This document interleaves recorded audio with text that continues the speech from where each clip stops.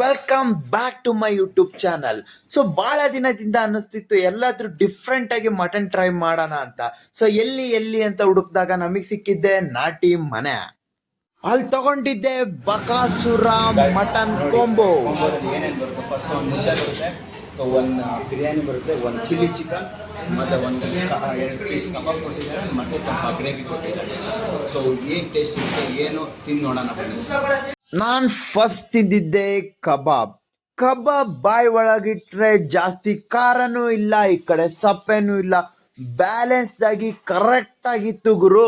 Next ನನಗೆ chilli chicken ಕರಿತಿತ್ತೇನೋ, ನಾನು ಕೈ ಹಾಕಿದ್ದೆ ಚಿಲ್ಲಿ ಚಿಕನ್ ಮಾತ್ರ ಖಾರವಾಗಿ ಮಸ್ತ್ ಇತ್ತು ಗುರು.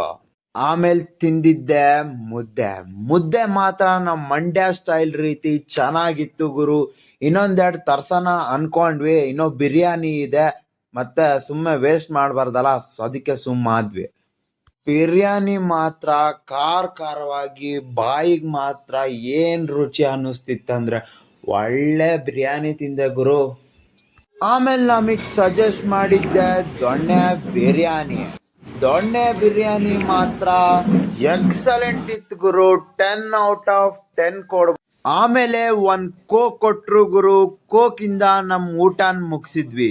ಏನೇ ಹೇಳು ಗುರು, ಒಂದು ಒಳ್ಳೆ ಊಟ ಮಾಡಿದೆ ಗುರು. ಬಂಬಾಟ್ ಭೋಜನ ಗುರು.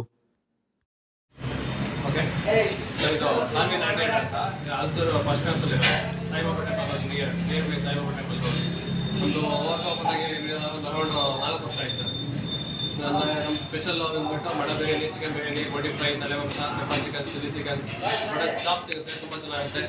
ಆಮೇಲೆ ಇನ್ನೊಂದು ಬಂದ್ಬಿಟ್ಟು ಅದೆಲ್ಲ ಒಂದು ಮಸಾಲ ಸರ್, ಯಾವುದು ಹೊರಗಡೆ ತಂದು ರೆಡಿ ಮಾಡಲ್ಲ, ಅದೆಲ್ಲ ಒಂದು ಮಸಾಲ ಇಲ್ಲೇ ಪ್ರಿಪೇರ್ ಮಾಡೋದು.